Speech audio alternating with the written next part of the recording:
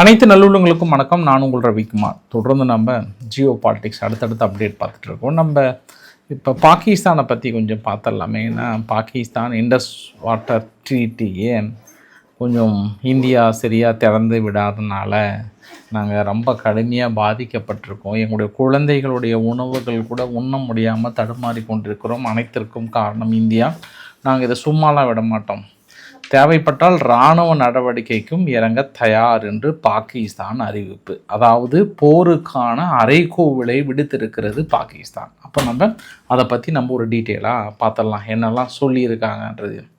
அடுத்து இரண்டாவது விஷயம் பார்த்தோம் அப்படின்னா, அமெரிக்கா கடன் சுமையில் கடன் நெருக்கடியில் மிகப்பெரிய அளவுக்கு அதிகரித்திருக்கிறது. கிட்டத்தட்ட கழுத்து நெரிக்கிற அளவுக்கான கடன், வட்டி மட்டுமே 1 ட்ரில்லியன் மாதிரி கட்டியிருக்காங்கன்னு சொல்லியிருக்காங்க. அந்த கடன் நெருக்கடினால் இந்தியா ஜப்பானுடைய சந்திப்பு மிகப்பெரிய ஒரு பாதிப்பை ஏற்படுத்தணும் வேறு கருத்து தெரிவித்திருக்கிறது அமெரிக்கா தரப்பில் இருந்து. டக்காச்சி அவர்கள் இந்தியாவுக்கு வர்றதும் அமெரிக்கா கருத்து சொல்கிறதுக்கு என்ன காரணம், அது இல்லாமல் சுற்றி இருக்கக்கூடிய நிகழ்வுகள் என்ன, அனைத்தும் ஒருங்கிணைந்த ஒரு தகவலாக பார்த்துடலாம். இந்த பேச்சுவார்த்தை ஏதாவது பாசிட்டிவாக தெரியுதா, இந்த ஸ்டேட் ஆஃப் ஹார்முஸில் ஏதாவது தாக்கல் நடந்திருக்கா அப்படின்னா ஒரு கப்பல் மீது மறுபடியும் தாக்கல் நடத்தியிருக்காங்க. இந்த மாதிரி நிறைய சுவாரஸ்யமான தகவல்களையும் பல அதிரடி தகவல்களையும் பார்த்துடலாம். ஸோ வீடியோக்குள்ளே போகிறதுக்கு முன்பு நீங்கள் நம்ம சேனலை சப்ஸ்கிரைப் பண்ணலாம். சப்ஸ்கிரைப் பண்ணிட்டு வாங்க. மறக்காம பெல் பட்டன் கிளிக் பண்ணி ஆப்ஷன்ஸ் கொடுங்க. வீடியோ கொடுக்கலாம்.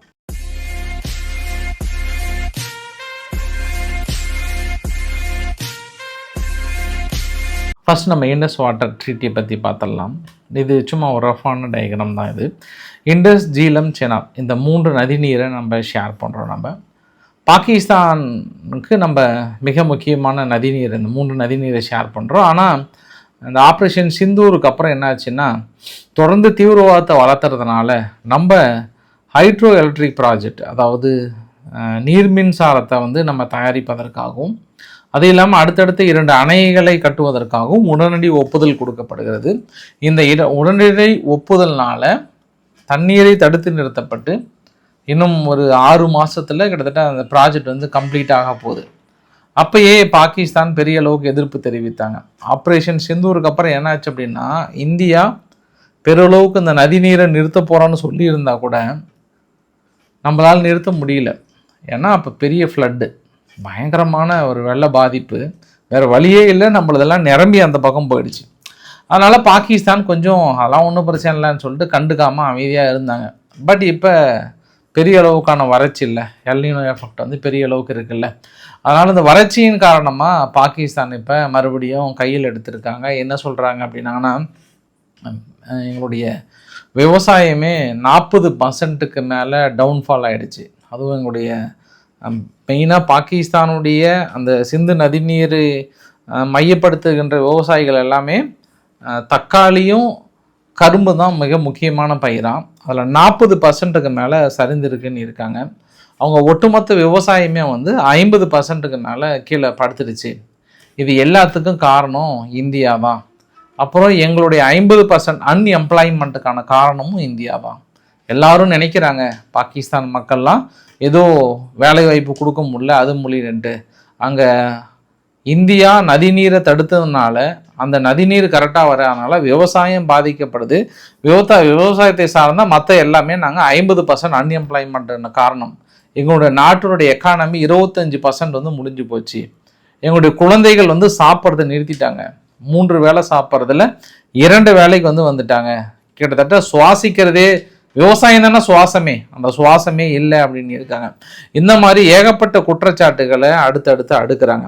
அப்போ அவங்களுடைய சையத் மஹீர் அலி அவர்கள் என்ன சொல்கிறாருன்னா, அவர் தான் இண்டஸ் வாட்டர் ட்ரீட்டியோட கமிஷனர். ஒரு பெரிய ஒரு மீட் ஹாலில் என்ன பண்ணுறாங்கன்னா, நான் இந்தியாவுக்கு ஏப்ரல் மாதத்துலேருந்து 4 தடவை கடிதம் எழுதிட்டேன். அந்த 4 தடவை கடிதத்துக்கும் 1 தடவை கூட எனக்கு இந்தியா ரிப்ளை கொடுக்கல அப்படின்னு சொல்லிட்டு செய்தியாளர்களை உட்காந்து சந்திக்கிறாங்க. அந்த பாகிஸ்தானுடைய மினிஸ்டர் மாலிக் அப்படின்றவரும், அவர் தான் நேஷ்னல் செக்யூரிட்டியும், அப்புறம் இன்னொரு வாட்டர் மினிஸ்டர் ஒருத்தர், அவங்க 2 பேரும் சந்திக்கிறதுல நேரடியாகவே சொல்கிறாங்க, நாங்கள் பல தடவை கடிதம் எழுதிட்டோம், இந்தியாவுக்கு அழுத்தமாகவும் உணர்ந்து பார்த்துட்டோம், மற்ற நாடுகள் மீதும் ஒரு சில கோரிக்கைகள் வைத்து பார்த்துட்டோம், எதுக்குமே எங்களுக்கு பதில் இல்லை. அப்போ நாங்கள் அடுத்த கட்ட நடவடிக்கைக்கு போக வேண்டியதுதான். ஏன்னா எங்களுடைய பிரதான நோக்கமே அந்த நதிநீரை நம்பி தான் இருக்கும். ஒட்டுமொத்த நதிநீரும் நீங்கள் தடுக்கிறீங்க. என்ன வேறு வழியே இல்லை. நம்ம மேலே இருக்கிறோம், பாகிஸ்தான் கீழே இருக்குது. நம்ம நதிநீர் திறந்தால் தான் அவங்களுக்கு கீழே வரும். நம்ம ஒட்டுமொத்தமாக நிறுத்திட்டோம் அப்படின்னா அவங்களுக்கு வராது. லைக் இங்கே நம்ம தமிழ்நாடு, இங்கே கர்நாடகா இருக்குல்ல, கர்நாடகா அணையை திறந்தால் தான் நமக்கு தண்ணி. கர்நாடகா அணை க்ளோஸ் பண்ணிட்டாங்கன்னா அது க்ளோஸ்டு. இப்போ புதுசாக ஒரு அணையை கட்டுறன்னு வேறு கர்நாடகா சொல்கிறாங்க இல்லையா, அதே மாதிரி தான் அங்கே இந்தியாவும் புதுசாக ஒரு அணை கட்டுறன்னு சொல்கிறாங்க. அதற்கு கடுமையாக எதிர்ப்பு தெரிவிக்கிறாங்க.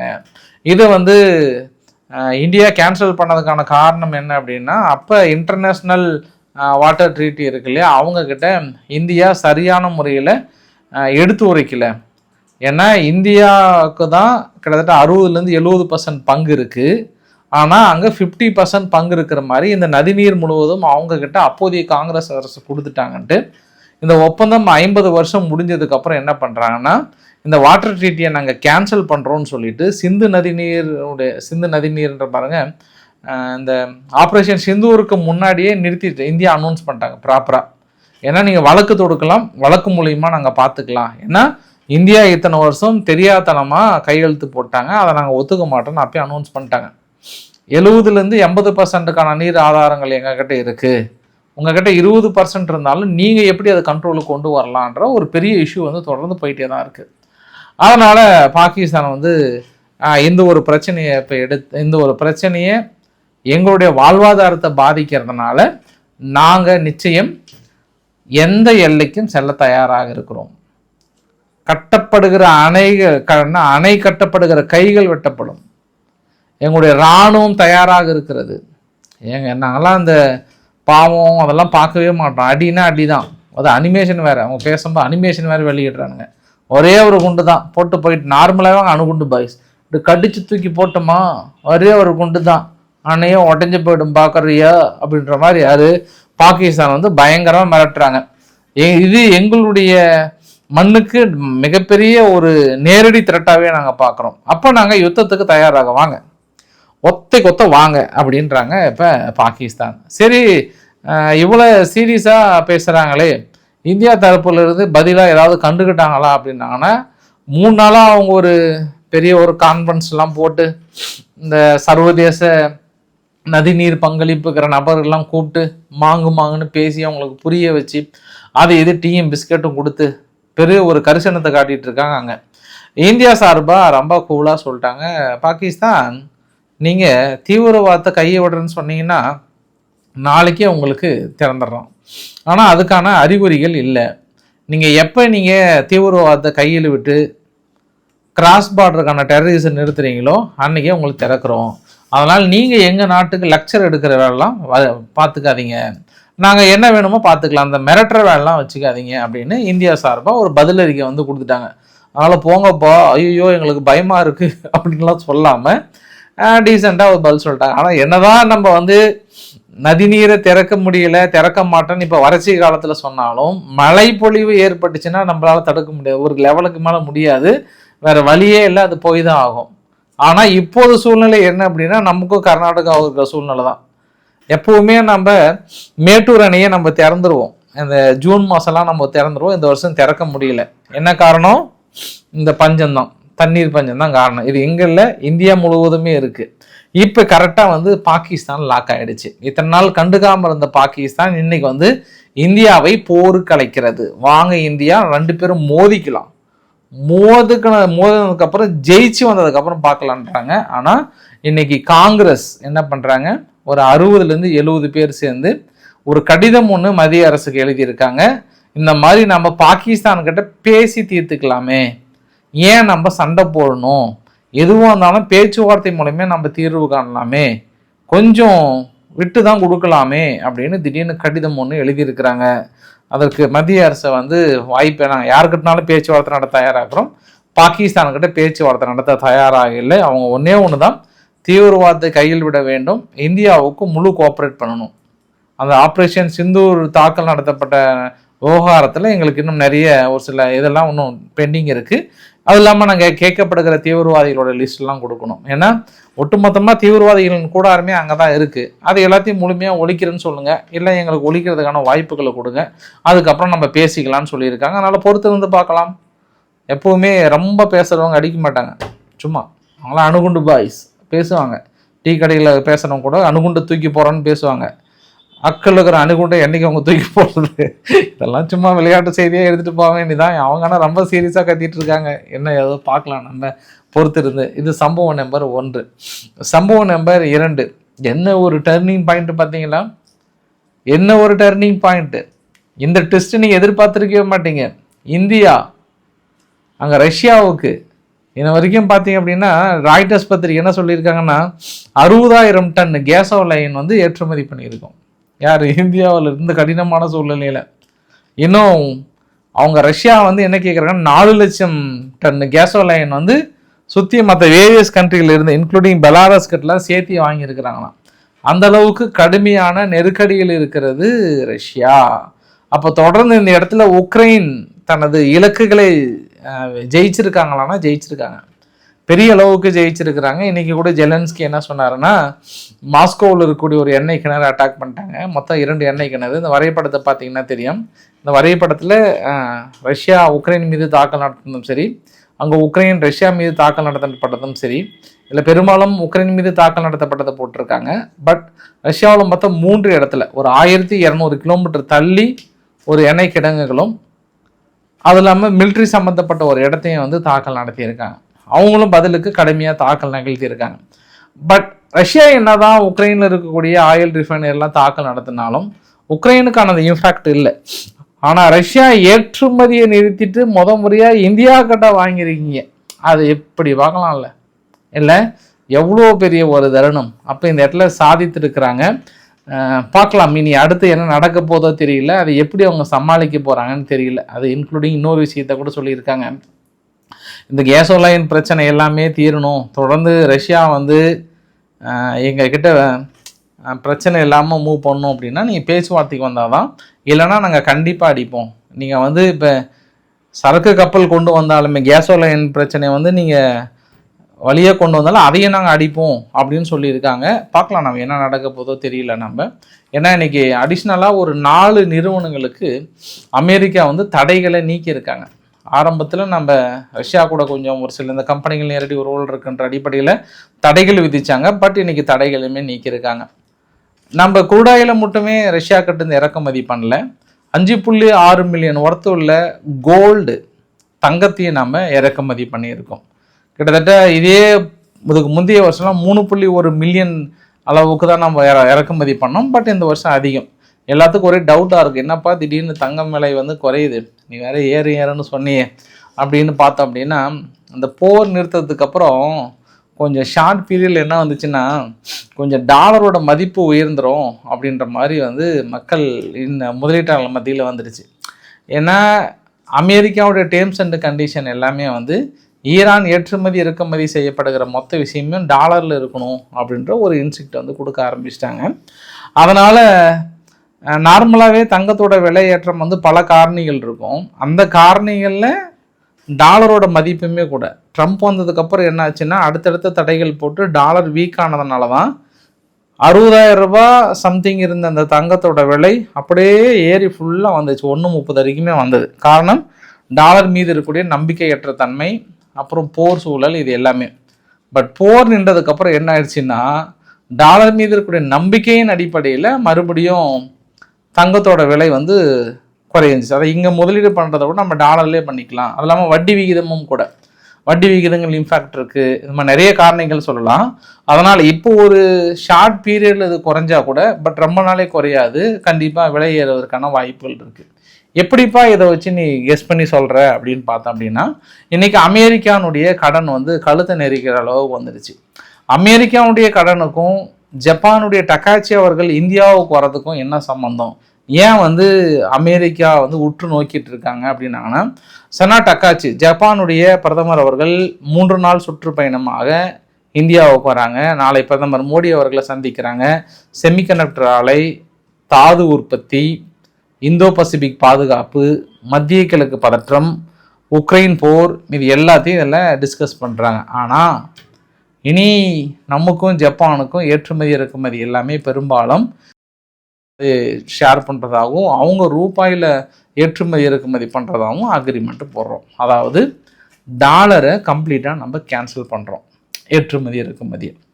இப்போ அமெரிக்கானுடைய பலமே என்னன்னா எல்லா நாடுகளுமே டாலரில் வாங்குறது தான் அவங்களுடைய பலமே.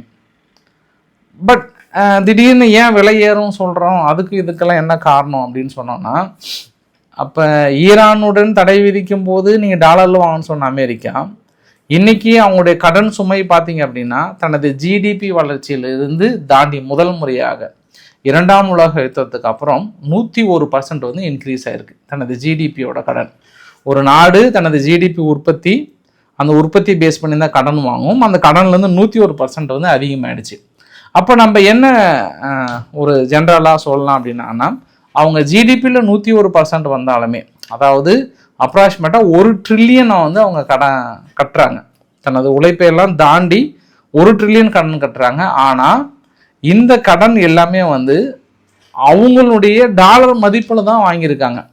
இப்போ இந்தியா நம்ம கடன் வாங்குகிறோம் இல்லை மற்ற நாடுகள் கடன் வாங்குகிறோம் அப்படின்னா நம்ம ஒன்று யுவானில் வாங்குவோம், ஜப்பான்கிட்ட வாங்குறதா தான், தென்கொரியா அவங்க நாணயத்தில் வாங்குவோம், இந்த மாதிரி பல வேரியேட் இருக்கும். ஆனால் அமெரிக்கா என்ன அப்படின்னா முழுக்க முழுக்க அவங்க டாலரில் மட்டும்தான் வாங்குறாங்க. அது இல்லாமல் அவங்களுடைய மிகப்பெரிய பலம் என்னன்னா மீதி எல்லா நாடுகளுமே டாலர் ரிசர்வ் தொடர்ந்து வச்சிட்டு இருக்கிறதுனால கொஞ்சம் அச்சடிச்சு அப்பப்போ விடுவாங்க. அதனால அவங்களுக்கு பெருசாக இருக்காது இந்த கடன் சுமை வந்து ஜிடிபி 101% இருந்தாலுமே வந்து. பட் இந்தியா திடீர்னு இந்த மாதிரி டாலரை அவாய்ட் பண்ணுற விஷயங்கள் எல்லாமே அமெரிக்கா கூர்ந்து கவனிப்பாங்க. ஏன்னா நம்மளால் லார்ஜ் வால்யூம் மிகப்பெரிய அளவுக்கு பர்ச்சேஸ் வால்யூம் எங்கே அதிகம், இந்தியா போன்ற நாடுகள் இறக்குமதியை நம்பி இருக்கக்கூடிய நாடுகள் திடீர்னு நம்ம டாலரை கேன்சல் பண்ணால் கொஞ்சம் ஜர்க் ஆகிடுவாங்க. அதனால தான் அவங்க நம்ம பிரிக்ஸ் கூட்டமைப்பை உடைக்கணும், இந்த அதாவது ஈரான் வாரை பயன்படுத்தி பிரிக்ஸ் கூட்டமைப்பை உடைக்கணும்னு நினைச்ச அந்த சமயத்தில் திடீர்னு இப்படி ஒரு சந்திப்பை இன்னொரு ஆங்கிளில் பார்க்கலாம். சரி, அமெரிக்கா மட்டும்தான் தனது ஜிடிபியில் வந்து 101% கடன் வச்சுருக்காங்களான்னா ஜப்பான் தான் அதிகமாக வச்சுருக்காங்க. எவ்வளோ 204%. ஆனால் ஜப்பான் வந்து பெரும்பாலான கடன் அந்நாட்டு மக்கள்கிட்டேருந்து வாங்கியிருக்கிறாங்க, வெளியாளுக்கிட்டேருந்து கிடையாது. அந்த நாட்டு மக்கள் உழைக்கிறாங்க, அரசாங்கத்துக்கே கடன் கொடுத்துருக்காங்க. ஆனால் இது ஒரு பெரிய மேட்டரே கிடையாது, அது அவங்களுக்கு பாசிட்டிவ் இருக்குல்ல நாடு. அதே மாதிரி சிங்கப்பூர் 171% தன்னை ஜிடிபியிலிருந்து கடன் வாங்கியிருக்கிறது. இந்த மொத்த கடன் என்ன அப்படின்னா உலகளாவிய சொத்துக்கள் முதலீடு அதிகமாக செஞ்சுருக்கிறாங்க, அது அவங்களுக்கு பலனை தருகிறது. அதனால் அவங்களுக்கு கிட்டத்தட்ட 0, அது அவங்க பாசிட்டிவாக சொல்கிறாங்க. இது பெருசாக கடன் கிடையாது. இத்தாலி 138%, ஆனால் அவங்க அதிக வட்டி சுமையை வந்து சுமக்கிறாங்க. இத்தாலி கொஞ்சம் டேஞ்சரில் இருக்கிறாங்க. அமெரிக்கா என்ன பிரச்சனைனா எல்லாருமே ரிசர்வ் கரன்சி எல்லா நாட்டிலையும் இருக்கிறதுனால அவங்க இப்போ பலமாக பார்க்குறாங்க. ரிசர்வ் கரன்சி குறைச்சாங்கன்னா கிட்டத்தட்ட டாலர் அடி வாங்கிடும்ன்றது கூடுதல் தகவல். பிரான்ஸ் 118% தனது ஜிடிபியோட அதிகமாக இருக்குது, ஆனால் கடன் சுமையால் பாதிக்கப்படுறாங்க. அதே தான் யூகே மிகப்பெரிய அளவுக்கு பாதிக்கப்படுது, தனது உற்பத்தியை தாண்டி கடன் சுமையை வாங்கியிருக்காங்க. சீனா என்ன பிரச்சனைனா திடீர்னு தான் அதிகமாக இருக்குது, ரியல் எஸ்டேட் ப்ளஸ் வந்து உள்ளூர் அரசாங்கங்களின் கடன், இதனால் வந்து அதிகமாக இருக்குது. இந்தியா 80% வாங்கியிருக்கு தனது ஜிடிபியிலிருந்து. அது நாட்டினுடைய பொருளாதார வளர்ச்சி காரணமாக நிலையாக இருக்கும் அப்படின்ற மாதிரி வந்து சொல்லியிருக்காங்க. ஸோ இது எல்லாம் பார்க்கும்போது சமாளிக்குமா அமெரிக்கா, அமெரிக்கா ஈரான் இஸ்ரேலினுடைய யுத்தத்தை சரியான முறையில் கையாண்டு அதை கரெக்டாக கொண்டு நிறுத்தினாதான் அவங்களுடைய பாசிட்டிவ் அப்ரோச்சுமே இருக்கும், அவங்களுடைய டாலருமே. இல்லை அப்படின்னா பெரிய அளவுக்கு வீழ்ச்சி வரும். அதனால தான் விடாகண்டன் கொடாகண்டன் போல் விடாமல் இழுத்து பிடிச்சிட்டு இருக்காங்க. நான் இந்த விஷயம் முடிச்சதுக்கப்புறம் நான் இன்னொன்று சொல்கிறேன். அப்போ உங்களுக்கு இன்னொரு டவுட், அப்போ ரஷ்யா என்ன இருக்கும்? ரஷ்யாவுடைய கடன் சுமை தனது ஜிடிபியிலிருந்து எவ்வளோ அப்படின்னா வெறும் 19%. எவ்வளோ? வெறும் 19%. 1998 ரஷ்யா கடுமையான நிதி சுமையால் பாதிக்கப்படுறாங்க.